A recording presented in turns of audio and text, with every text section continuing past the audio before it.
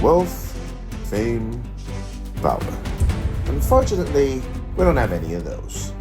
What we have, though, are a group of gamers from different walks of life coming together under one banner to promote gaming culture. We are the Street Food Kings.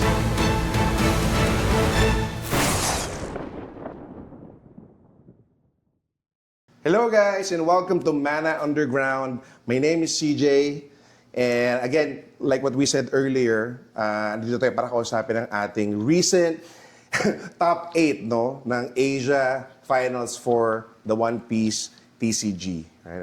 For Bandai, for the One Piece trading card game. Asia Finals. So we have here Adrian or Adrie, no, for short. So parang hindi ko siya kilala. Parang kilala ko talaga siya. So he's a member of the Street Food Kings. He was actually the one who came up with the name, no, which he can tell the story a bit later. And you've been playing the One Piece TCG for about, 3 years now? Kasi since 2022? Yeah, ever since the start. 2023, I think. Yeah, 2022, 2023, I think is when it started. And, since then, he's been playing around since the beginning of the game. He's won not just a couple of tournaments, pero ilan na, you think? Multiple na. So sobrang yabang niya. Sobrang Hindi ko na binibilang kasi normal na eh. Ayun.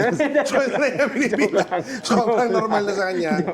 Manalo, no? So thank you for that, Adrie. So the way he was able to qualify to the Asia Finals was, siya rin na nag-champion sa Bandai Card Fest Manila, no, for One Piece itong 2024.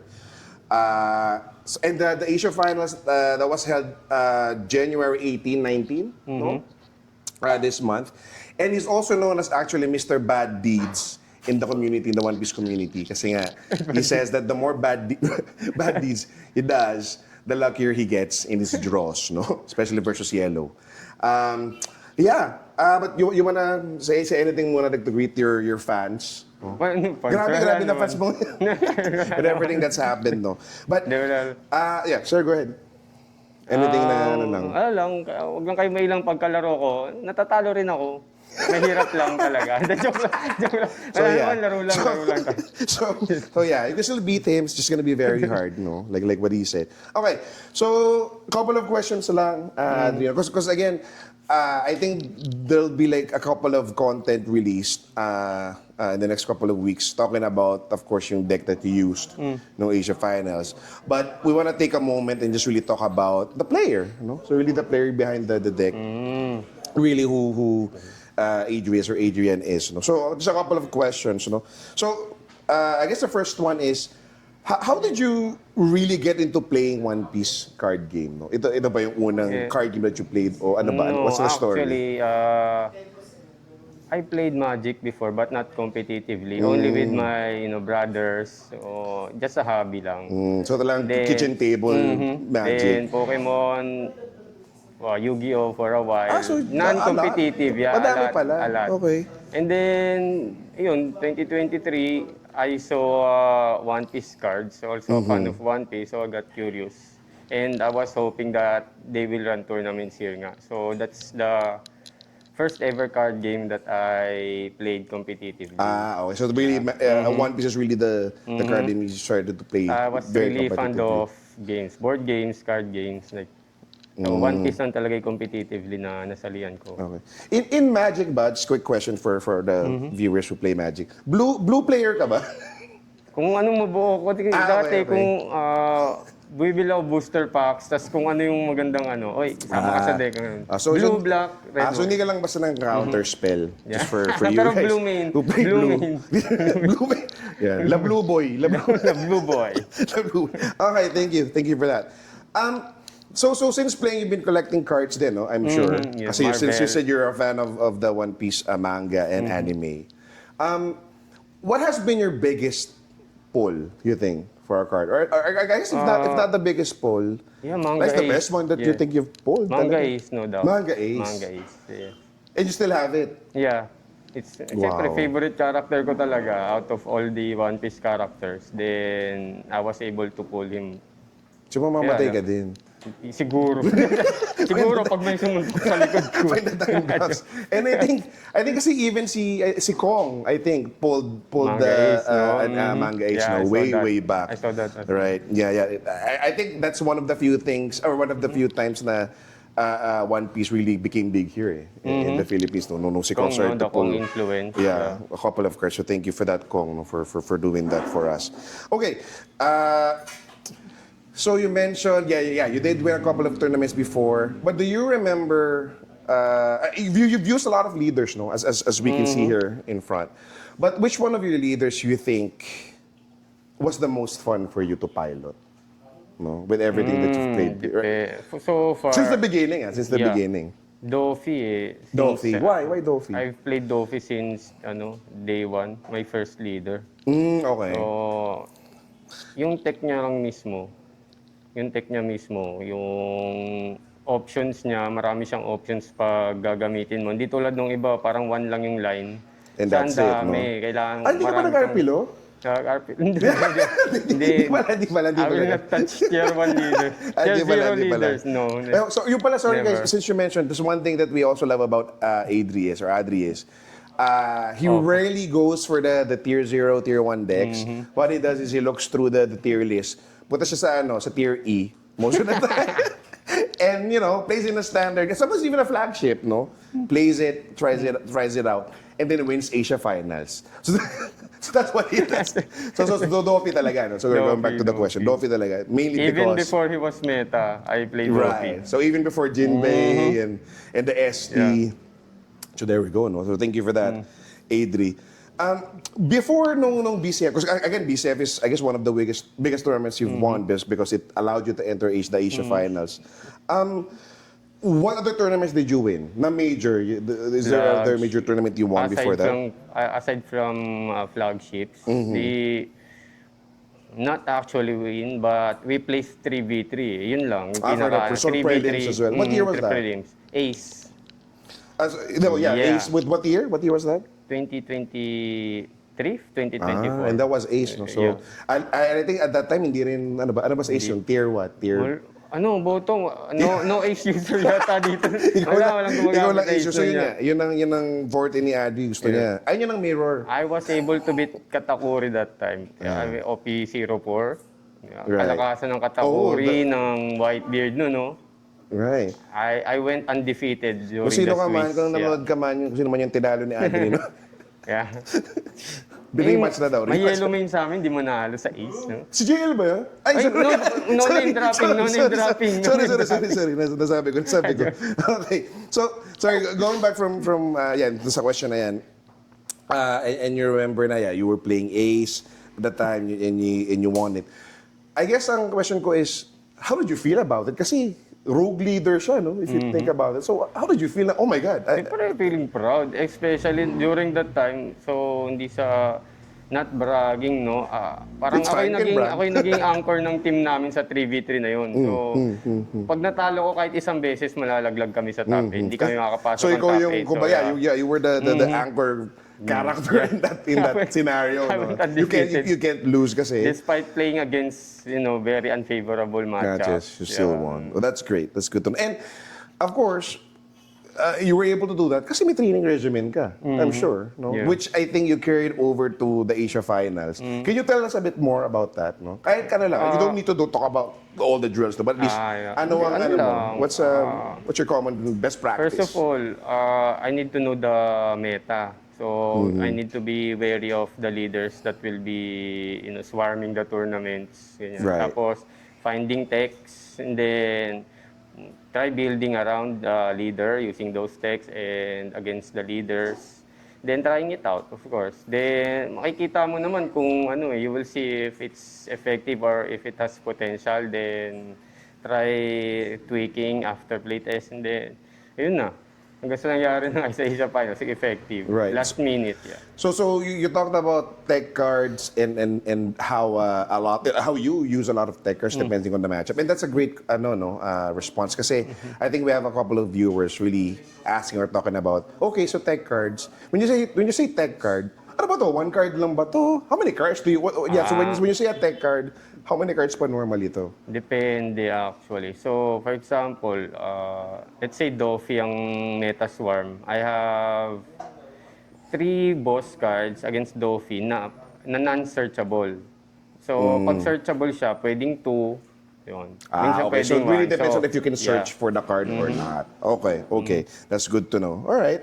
Sige. So, talking about, of course, Asia Finals, top 8, and you know, we can't lie, we've seen a lot of growth in your social media network, no? After that. Siyempre, because... I don't really think about it, pero maybe. No. I'm just saying, like, you know, people started to subscribe to follow you because they're really looking forward to what else you can brew, no? And because you brought Lim, no? Yeah. No? Word is spread around, you brought Lim to the finals, and you were like the only Lim there. Yeah. Diba? Anong matchups mo, no? Like, there's Doffy, Doffy, I played against 3 Doffy. Blackbeard, right? I played against Rafteras Bonnie. Right, so yeah. Yeah, and then Raph, super, was telling us about TK's it. Blackbeard, the Super awesome. second placer. I was able to beat him in Swiss, actually. Right.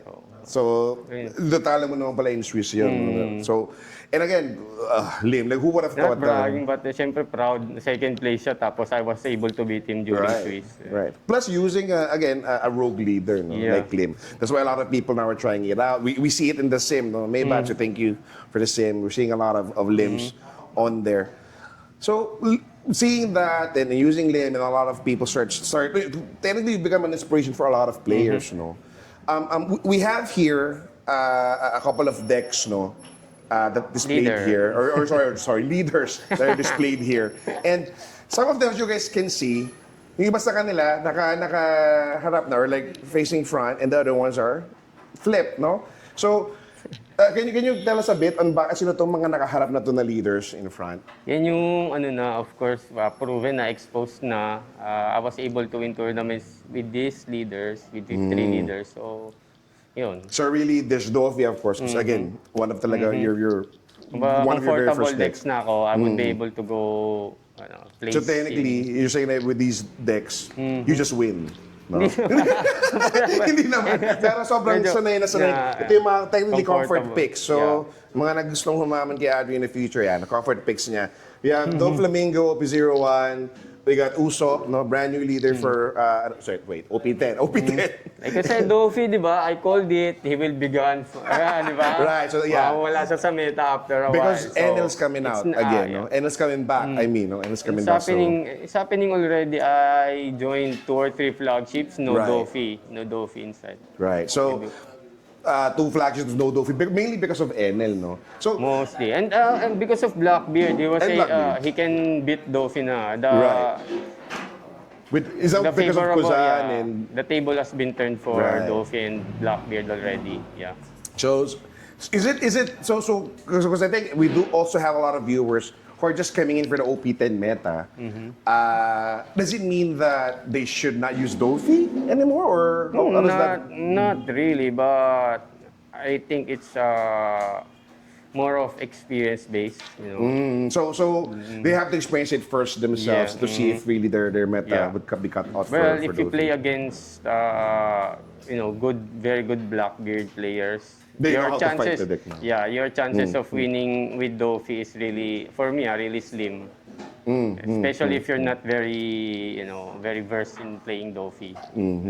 So technically, Blackbeard now has tools Yeah. to beat Doffy. Before, Doffy can, play around the Blackbeard's, whatever Blackbeard is doing during the game. Now, that's like what I said, the table has been turned. Blackbeard has the cards or Is that tools who can the play around. liberation card that KOs two Yeah. bodies? That one and this Kuzan, of course, able to bring back Yeah. 4-cost characters, if I remember correctly. Okay. So really, not much of a good time for Doffy anymore. Not like Yeah. before. Because I think the matchup before was what? Ano ba? How would you rate it, the matchup before? 80-20? Was it? Di Yeah, naman. before OP10 or pre-OP10, well, you're just very unlucky if you lose to Blackbeard using Doffy. For me, yeah. So that's really higher than 80-20. There are times 90-10 pa, that, no? for example, I see a Blackbeard player and I know that he's new to using the deck. I just skip whatever Right. I No, that's have. fine. Okay. All right. So that's about the leaders that are front facing here. Let's talk about the ones flipped, no? So why are these cards or these leaders flipped? Ano ibig sabihin yan, Andrew? What does that These mean? are the cards that I'm currently brewing right now. Okay. So itong mga surprise rogue deck brews mo Yeah, that rogue decks for will me. go to the final set. Do you mind Leaders- revealing some of them? Kung, is that- No, I don't mind. Go ahead. I already used one of them okay. the previous flagship. so let's go with this one, no? See, So let's just reveal one of them. Oh my God, Yeah, it's pudding. So there's pudding. So watch out, guys. So we got purple yellow pudding, no, going on. purple yellow. And then let's go the second one here. Oh my God. So we got Fun East deck. Blue. That's my fun deck. That Well, would be a fun deck. that's what's up, eh. He says they're fun decks, but you know, in Adrie's hands, they turn into a, I don't know, a death deck. But anyway, we got Arno over here, and then we got Yeah. Robin. We got Robin over here. So same. So I think you're looking at a lot of Purple. yellows and purples, huh? Moving forward. Okay. And then we got here, next one we have. Right. So we got Luffy over here with Sugar. Yeah, There already we played. go. I think you recently played it in, was it Pop? Popcorn, Was it yeah. Unfortunately, I went X4. But that's what a champion goes through. Sometimes you just lose, right? Yeah, so well, all of the games are pretty close actually. Very tight. Very tight games. Matches. Right. Not no single no single game was one-sided. So Okay. everything is So you really yeah. had to crawl through the matches, no? Hindi lang siya Yeah. basta-basta lang. Ginapang mo din yung mga matches. so I think a few tweaks and Sugar will maybe win a flagship. Wow. Out of these four na nabago, no? Because again, itong top three mo sa taas, you already know how to play them. Out of these new four, which one do you think has the most potential? Coming I guess 10.5, OP 10.5 going to OP 11. EB02, I think Robin. Robin is really what you're looking at. Okay. Natural, I think Robin's natural counter would be the Yellow Kid. Since Robin's for me, Robin's strength is like fishing out hand cards. Right, like, because you have to You have to counter or that. block. You have to because, counter that. Yeah, otherwise you get banished. Which Kid is Very good at with the very good at. blockers. He doesn't need to counter. He just have to block. He just have to block using his leader ability.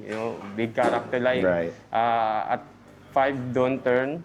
He already have a 7K blocker, so it's hard to fish hand cards for Right. against Kid. So if you join a flagship or any tourney, if there's not a lot of kid to block your way, Yeah. you're sure. Because of the Sec Luffy, they yellow purple cards or yellow purple leaders has a means to pressure Blackbeard That's true. because of That's the true. yellow That's purple true. Luffy rush. Because you always have to, there's an They attacking have player. to- If they counter out of it, you have a banished leader. So yeah, They you're have right. to deal with multiple Luffys. Imagine at 6 Dons, you already have a Luffy rush. Well, not exactly rush against Blackbeard, but already a board threat since he can attack twice next Right. turn. Makes a lot of sense. And Sure. then after dealing with Luffy rushes at 10 Dons, you will have boss. Right. Yeah, And again, it's really Ten- because ten there's an there's an overbearing threat with the leader. Even a 5K leader is Yeah. something you have to I get think out of. No? Kasi- folding with Luffy Sec is a really big threat to Blackbeard. Right. Since Which is a either- big part of the meta, no, right you need now. to counter Robin's attack, or you want to take the vanish, and then on your turn you also need to discard because of Blackbeard's leader Right. effect. Yeah. So really, no joke. So yeah, that's actually a good analysis. So guys, take it from Adrie. There's again a looming threat over with Robin. No? So start brewing and watch out for some of the videos from Street Food Kings. Okay, last two questions, Adrie. Just for me not to take more of your time. So again, you got a couple of followers in your social media. Again, not super big deal, but we're seeing a lot of people, treating you as an inspiration in getting to where, getting to like where you are now too, no? I guess how does that? Did it change anything with what you do now? How you practice? How has this affected your life outside of the game? No, not really. I just made new friends, international friends, if ever. But didn't affect me in any way, actually. So you're still the same Yeah. person, no? Just with Yeah. more money because you won. With some bragging rights as well. Okay. No, but that's good to know. So still same with Adrie, but gained a lot of friends. Send him a message. Send us a message. You have questions about decks and whatnot. No, feel free. Last question.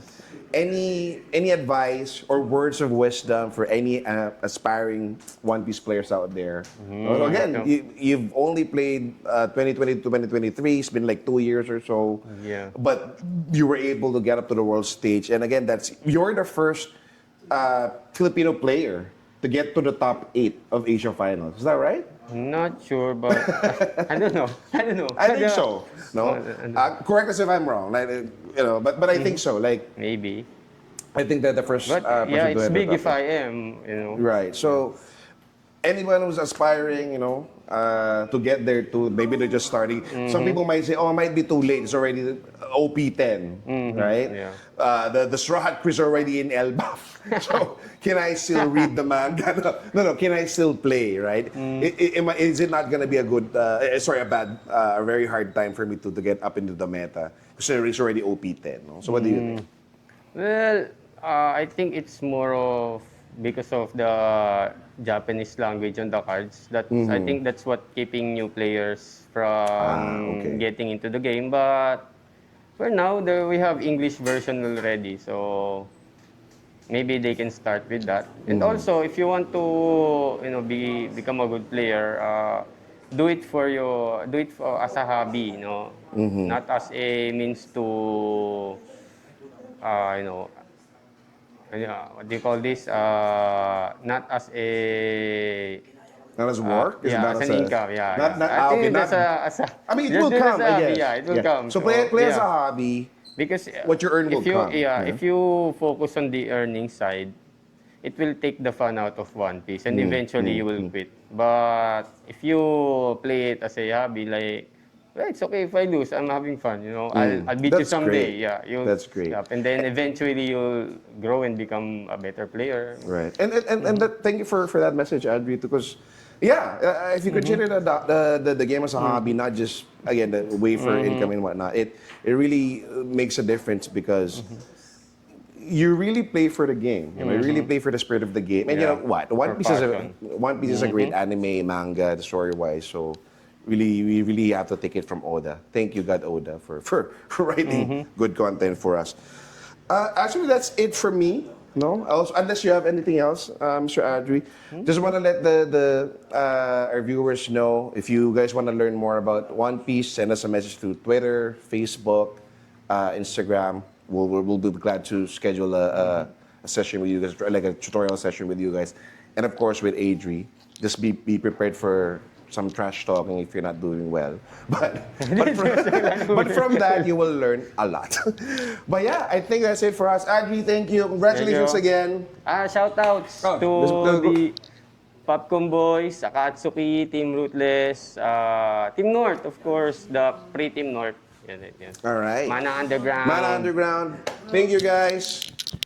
Let's be unstoppable. Street Food Yeah. Kings. There we go. Abush. Babush.